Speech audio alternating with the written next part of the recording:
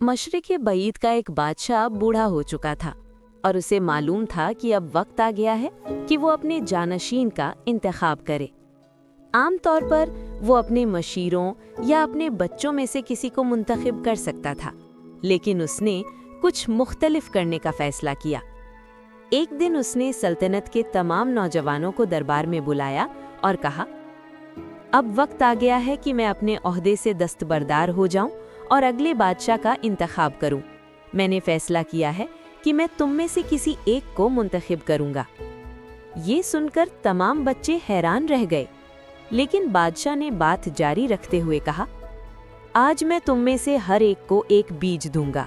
ये एक खास बीज होगा। मैं चाहता हूँ कि तुम इस बीज को लगाओ, इसे पानी दो और 1 साल बाद यहाँ वापस आओ और मुझे दिखाओ कि तुमने इस एक बीज से क्या उगाया है। फिर मैं तुम्हारे लाए हुए पौधों का जायजा लूंगा और जिसे मैं मुंतखब करूंगा वही अगला बादशाह होगा। इस दिन वहाँ एक लड़का भी था जिसका नाम लिंग था। उसे भी दूसरों की तरह एक बीज मिला। वो घर गया और अपनी माँ को सारा वाकया सुनाया।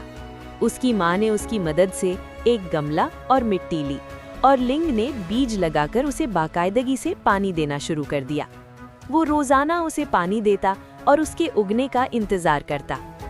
तकरीबन 3 हफ्ते बाद दूसरे बच्चे अपने बीजों और उनसे निकलने वाले पौधों के बारे में बातें करने लगे।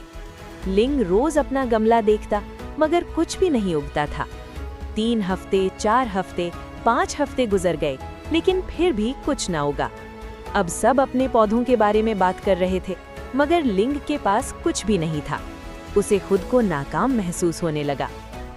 6 माह गुजर गए, लेकिन फिर भी लिंग के गमले में कुछ ना उगा। उसे लगा कि उसने शायद अपना बीज खराब कर दिया है। बाकी सबके पास दरख्त और लंबे लंबे पौधे थे, मगर उसके पास कुछ भी नहीं था। फिर भी उसने अपने दोस्तों से कुछ ना कहा और इंतजार करता रहा। आखिरकार 1 साल गुजर गया और सल्तनत के तमाम नौजवान अपने पौधे लेकर बादशाह के पास पहुंच गए। लिंग ने अपनी माँ से कहा कि वो खाली गमले के साथ नहीं जाना चाहता, लेकिन उसकी माँ ने उसे मजबूर किया। सच बोलने का ख्याल लिंग को घबराहट में डाल रहा था, मगर वो जानता था कि उसकी माँ दुरुस्त कह रही है। चुनांचे वो अपना खाली गमला लेकर महल पहुंच गया। जब लिंग वहां पहुंचा तो उसने देखा कि दूसरे बच्चों ने कितने खूबसूरत और मुख्तलिफ शक्लों के पौधे उगाए हुए थे। उसने अपना खाली गमला एक तरफ रख दिया। दूसरे बच्चे उस पर हंसने लगे। कुछ को उस पर तरस आया और उन्होंने कहा, अच्छी कोशिश थी बच्चे। जब बादशाह आया तो उसने कमरे में नजर दौड़ाई और तमाम बच्चों से मिला। लिंग पीछे छुपने की कोशिश कर रहा था। बादशाह ने कहा, वाह, तुम लोगों ने कितने खूबसूरत पौधे, दरख्त और फूल उगाए हैं। आज तुम में से एक को अगला बादशाह मुकर्रर किया जाएगा। अचानक बादशाह की नजर पीछे खड़े लिंग पर पड़ी, जिसके पास खाली गमला था। उसने अपने मुहाफिजों को हुक्म दिया कि उसे आगे लाया जाए। लिंग बहुत डर गया। वो सोचने लगा, बादशाह को मालूम हो गया है कि मैं नाकाम हूँ, शायद वो मुझे सजा दे। जब लिंग सामने पहुंचा तो बादशाह ने उससे उसका नाम पूछा। मेरा नाम लिंग है, उसने जवाब दिया। सब बच्चे उस पर हंसने लगे। बादशाह ने सबको खामोश रहने का हुक्म दिया। फिर उसने लिंग की तरफ देखा और ऐलान किया, देखो, तुम्हारा नया बादशाह यही है, इसका नाम लिंग है। लिंग को यकीन नहीं आ रहा था। वो तो एक पौधा भी नहीं उगा सका था, वो बादशाह कैसे बन सकता था। तब बादशाह ने कहा, 1 साल पहले मैंने तुम सबको एक बीज दिया था। मैंने कहा था कि इसे लगाओ, पानी दो और 1 साल बाद वापस लाओ। लेकिन मैंने तुम सबको उबले हुए बीज दिए थे जो उग ही नहीं सकते थे।